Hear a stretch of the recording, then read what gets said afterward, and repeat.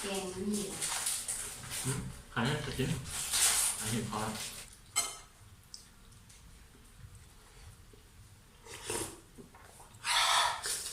วันเท่านะเนี่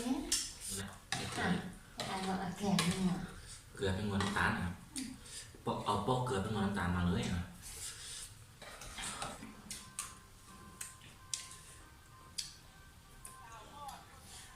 เจ้าก็ลูก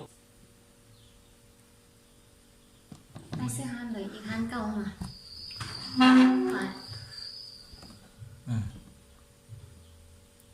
คือผมมีมาทั่วอันนั้นนะทวนได้มาอันนี้เนาะไอ้ซื้อตั้งห้กระถิ่นได้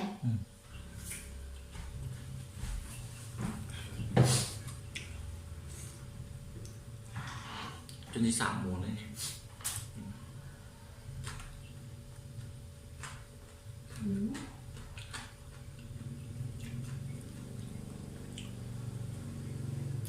น้ำจิโร่มีแซ่บ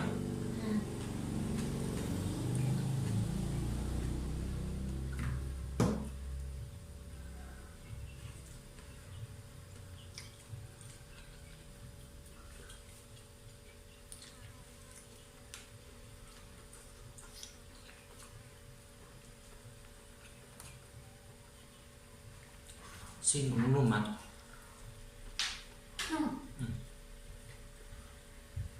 อันนี้ดัดกินแล้วก็ซื้อถังนี่มาค่ะสลัดมาคือนี่เราสลัดนะครับการถือก็นะถ้าที่ชอบแกงมันนี่แหละขายจะกินขายเห็ดพอใส่กันก่อน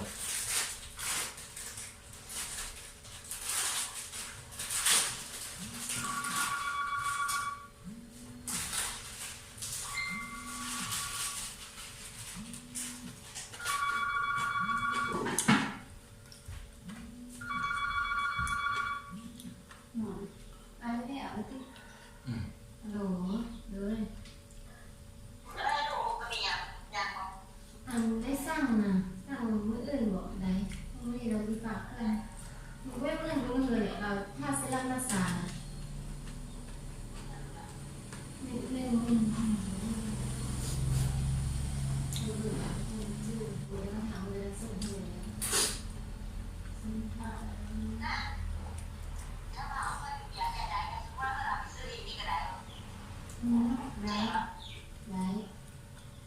เราดังซ้างไม่กินดังซ้างโ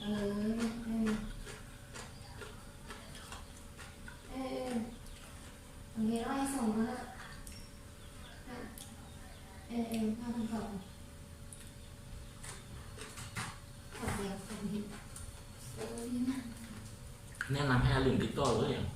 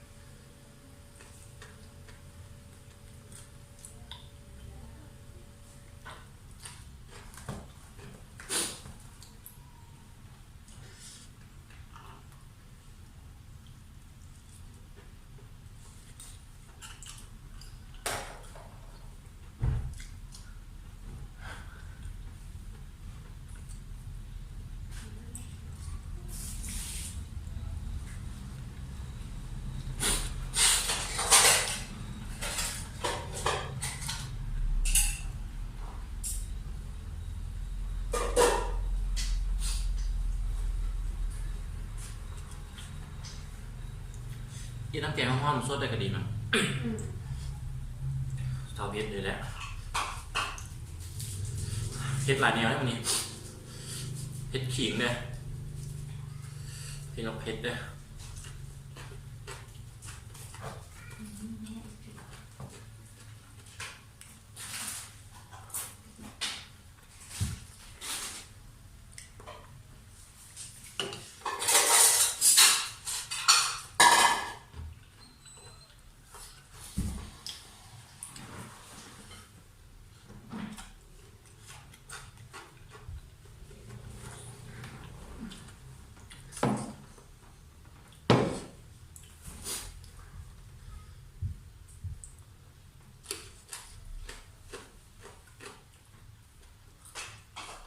มันจะซื้อเพลงอีกเสร็จ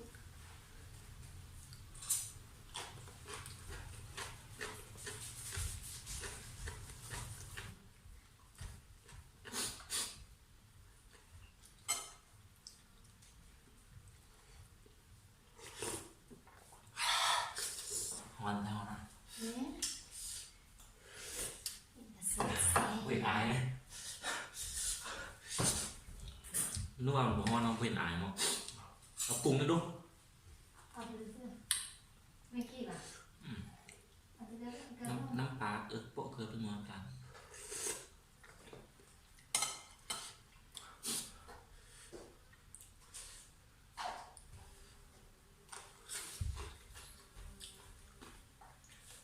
เค็มเค็มนี่แหละ อ่ะเอาเอาแกงนี่อ่ะ เกลือเป็นมือน้ำตาลนะครับเอาโปะเกลือเป็นมือน้ำตาลมาเลยนะ น้ำตาลนี่มันได้อะไรมาหวาน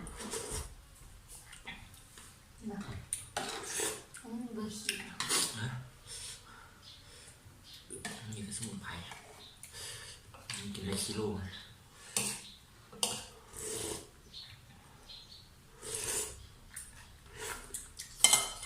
น้องเป็นกีฬาผมต้องกินอะไร กินน้ แล้วนะไม่น้อย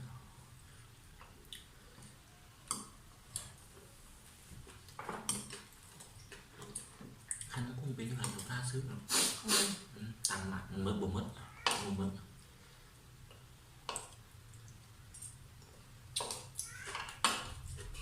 แอนเดินลง เนี่ย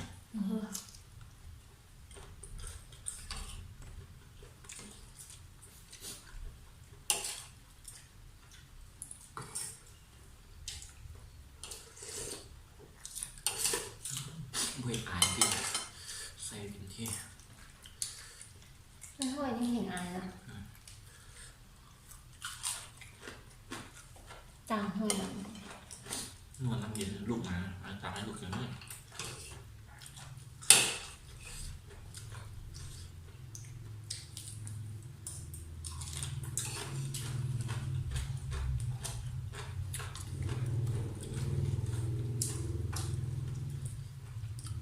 ลูกพันหนิ่งดิพันนั้นห้องดิ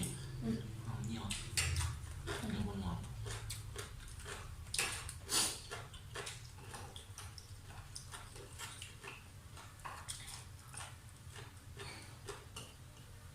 เป็นอันนี้เดียวปีกกัด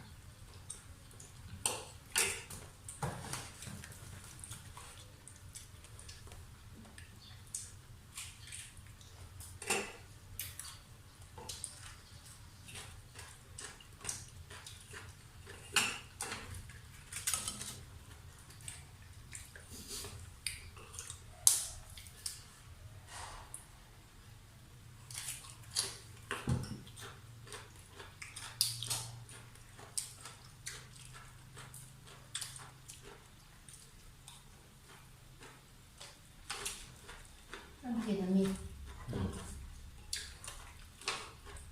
นี่ว่ากินไม่ค่อยกินอะไรได้ยังวะกินได้ยังวะไปบางทีเนี่ย น้ำแกงน้ำโซดา เข้าหลาย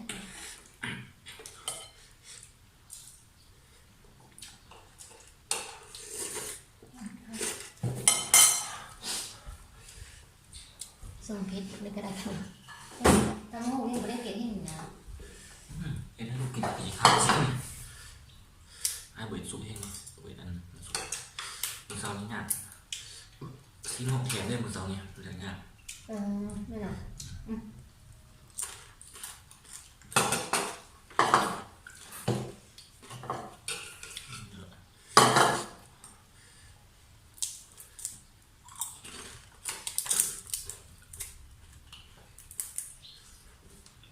กินไรกับสาปะ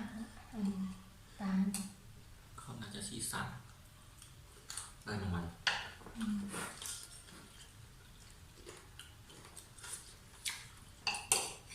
ต้องล้างก่อนต้องล้างบ่ล้างเสร็จน้ำก่อนก็เห็ดกิน ประกอบ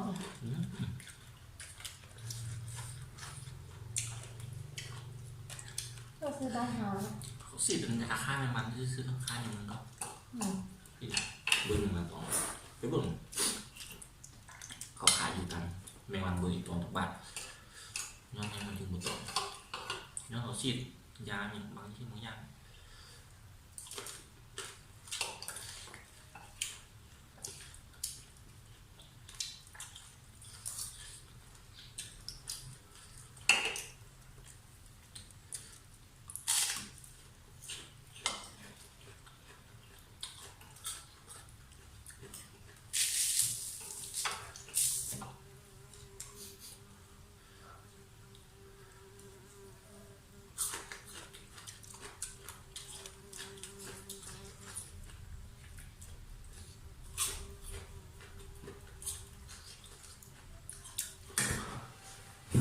เอาไปหน่อยนะ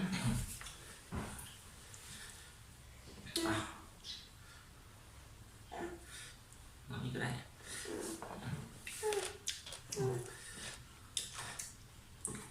ไม่เห็น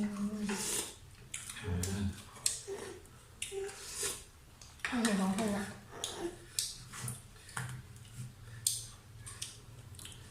ตั้งหลายแล้ว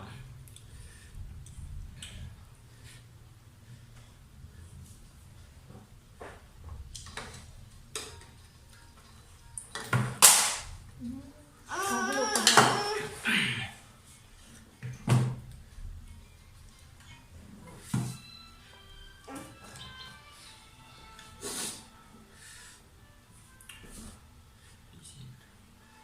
ชิ้นดู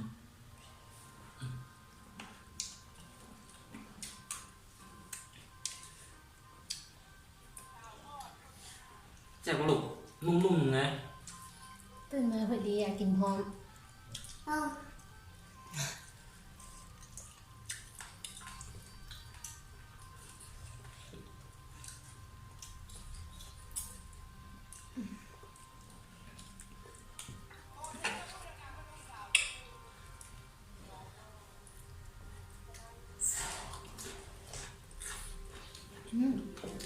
อย่างฮ้อนคือเก่าเนาะเก็บความร้อนได้ดีดีก็หินครับ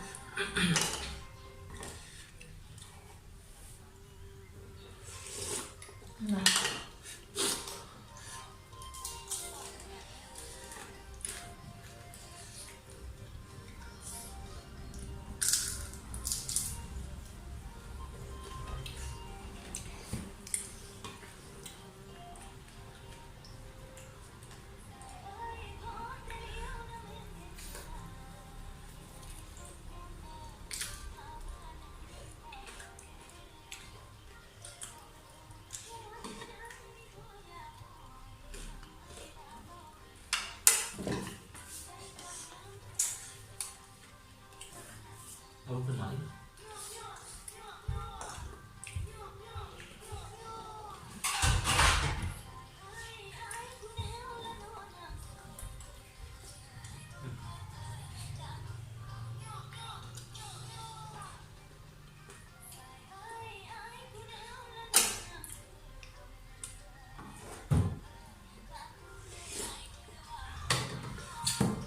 ก็ยังเจนอนไปเลยปะไม่ตายนะไม่ดีนะ อุ้มแม่ไปเปิดกินข้าวแล้วนายก็ไปหาแม่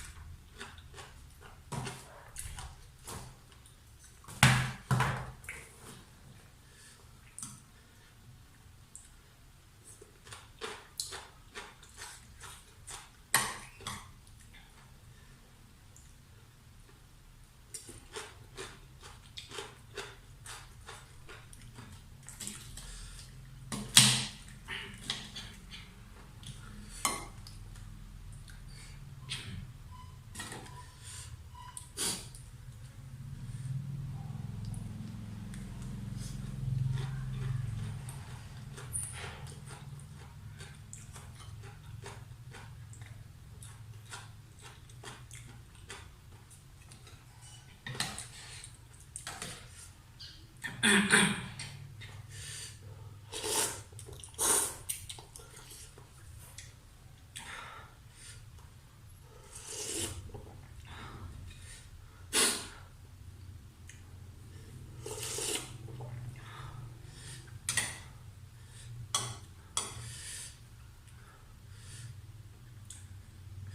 นเผ็ดใส่กับแกงฮ้อน